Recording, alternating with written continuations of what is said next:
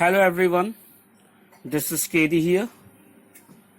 Today we are going to do a new poem in English literature. The name of the poem is The Broom. आज हम लोग English literature का नया chapter करने वाले हैं. हिंदी साहित्य का नया चैप्टर, नया पाठ, द ब्रूम. ब्रूम का मतलब होता है झाड़ू. आप सभी घर में झाड़ू करते होंगे अपने घरों को साफ रखने के लिए. तो you know very well the importance of broom. कहने को तो ये झाड़ू है, पर घर के सारी गंदगियों को दूर करता है, हमें सुरक्षा प्रदान करता है और हमारे लिए अत्यंत आवश्यक है. Broom we say is a very mere word. We generally insult someone by comparing that particular person to a broom. But we forget one thing, that this broom is very important for us. हम घर के झाड़ू को अपने घरों में जहां तहां फेंक कर रखते हैं. ऐसा लगता है कि इसका कोई मूल्य ही नहीं.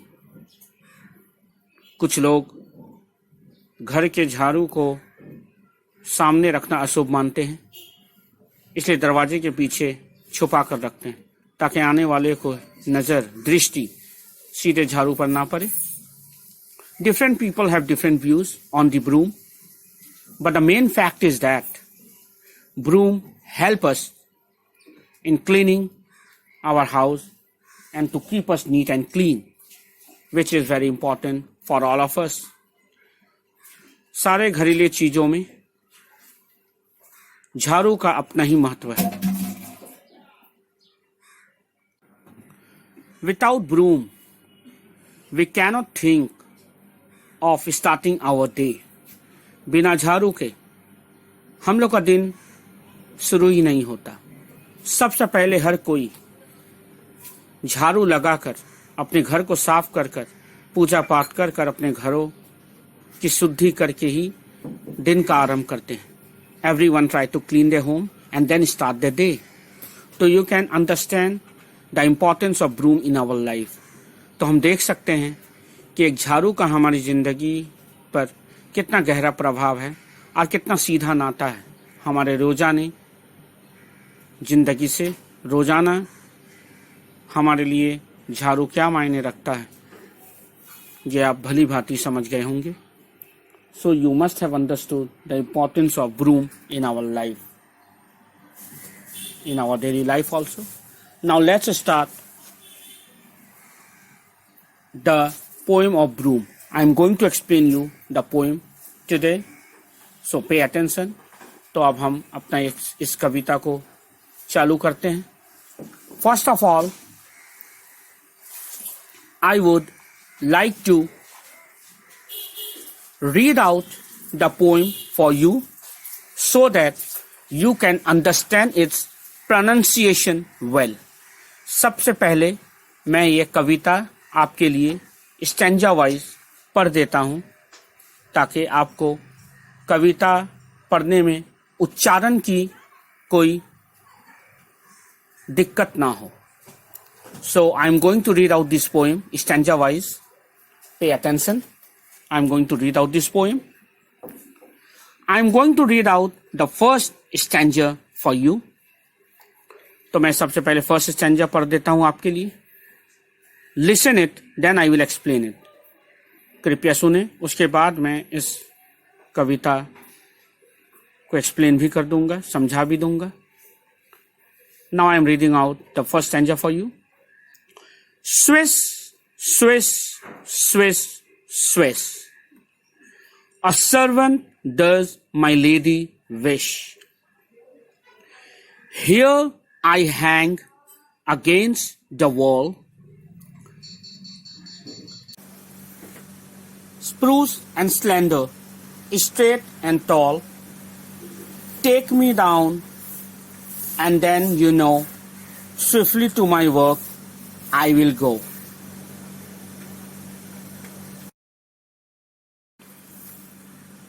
So this was the first stanza which I have read for you. ये पहला स्टैंजा था जो मैंने आपके लिए रीड आउट किया. मैं सब समझाऊंगा. I will explain everything, but I am first reading out. Now I am reading out the second stanza for you. Steady, even, strokes and strong, so I weep the dust along. Throw the windows wide that so out the dusky cloud may go. Swish and swish now whirl away. No more dust for us today. This was the end of second stanza. Now I am reading out the third stanza for you. मैं तीसरा stanza पढ़ने जा रहा हूं.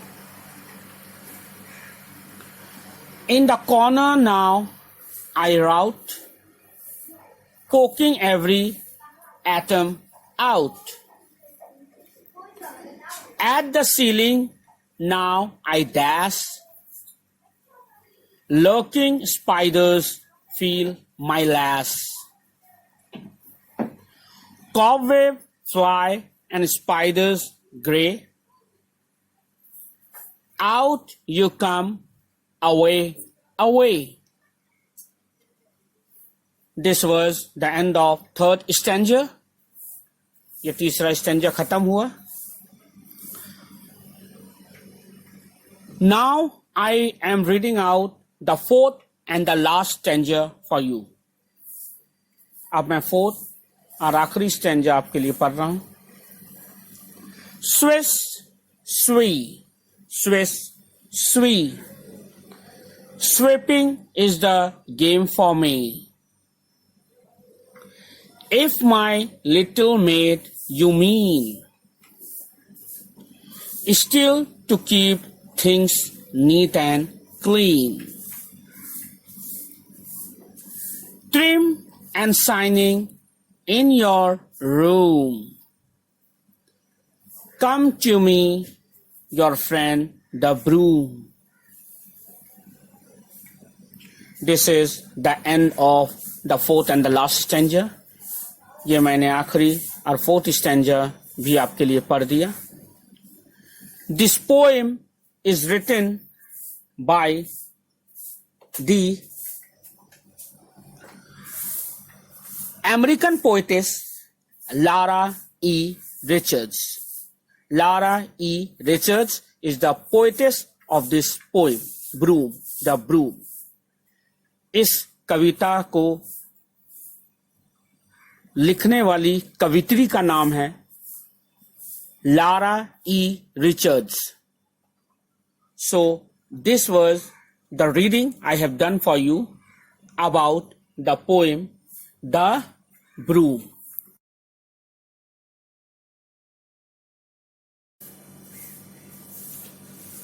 Now I am going to explain this poem. अब मैं इस कविता को एक्सप्लेन करने जा रहा हूं, समझाने जा रहा हूं. कृपया ठीक से समझिए. I am going to explain this poem. I am coming para-wise, stanza-wise I am going to explain. This poem stanza-wise I am going to explain. Please hear nicely. I am explaining now the first stanza. Swish, swish, swish, swish. A servant does my lady wish. Here I hang against the wall, spruce and slender, straight and tall. Take me down, and then you know, swiftly to my work I will go. Here the speaker is the broom. Speaker broom is saying to the listener, that means to the worker who is going to walk on it, who is going to broom.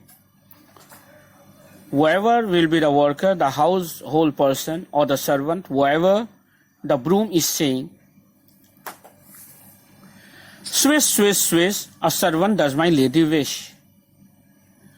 यानी कि a servant does my lady wish. That means the broom is indicating it to the poet Lara E. Richards by saying कि I am a broom. I fulfill the wish of my master. In fact, my mistress, the poetess Lara E. Richards, and does her house clean. Then the broom is also saying the location where generally it lies. The broom is saying कि I hang against the wall. Money where it lies against the wall. It remain hanging there. Spruce and slender, straight and tall. Then the broom is also saying its structure, its appearance. It is spruce. That means the broom which cleanses all the house dirt. It itself is a clean. And slender, that's been very thin, straight, and it is a tall broom. Take me down and then you know. Take me down.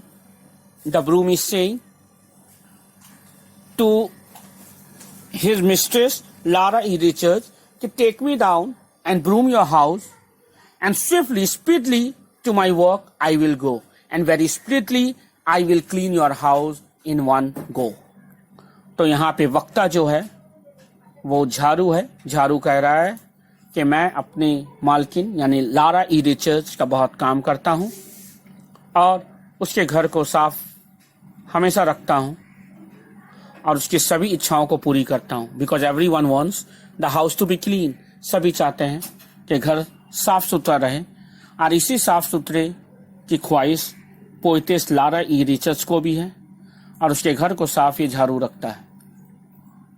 उसके बाद ये झाड़ू कहता भी है कि वो कहाँ रहता है. वो लटके हुए रहता है एक दीवार से, और वो अपने आकार को भी बता रहा है कि वो कैसा है, किस प्रकार का है. स्प्रूस वो साफ सुथरा है, स्लेंडर पतला है, स्ट्रेट है, और टॉल लंबा है. तो इससे हमें आकार और ढांचा भी पता चलता है वो ब्रूम किस प्रकार का है, दिखने में कैसा लगता है ये झाड़ू. And then it's saying take me down and then you know swiftly to my work I will go. उसके बाद झाड़ू कहता है कि मुझे उतार कर बस जमीन पे झाड़ू देना चालू करो, उसके बाद मैं सभी घर के मैल को मैं बाहर फेंक डालूंगा, और मुझे मालूम है कि मैं अपना काम बाखूबी बहुत अच्छे से कर सकता हूं. So this was the explanation of the first stanza. Now I am going to explain you the second stanza. अब मैं सेकेंड स्टैंजा की तरफ बढ़ता हूं एक्सप्लेन करने के लिए. Listen it attentively. Steady, even strokes and strong, so I keep the dust along.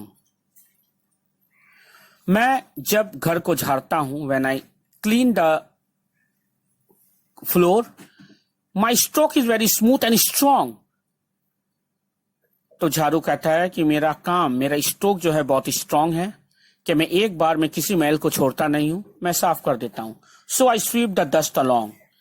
और सारे मैल को साफ कर देता हूं मैं अपने मजबूत काम से. Throw the window wide that so out the dusky cloud may go. Broom कहता है अपनी मालकिन लारा ई रिचर्ड्स से कि जब आप झाड़ू दे रहे हो तो अपनी खिड़कियों को खोल कर रखें, क्योंकि झाड़ू देने में बहुत धूल उठता है, और धूल उड़ने में बहुत सहायक होता है खिड़की अगर वो खुली हुई हो. क्योंकि व्हेन वी ब्रूम, जब हम लोग झाड़ू देते हैं तो बहुत धूला उड़ता है, और वो धूला खिड़कियों के रास्ते बाहर जा सकता है.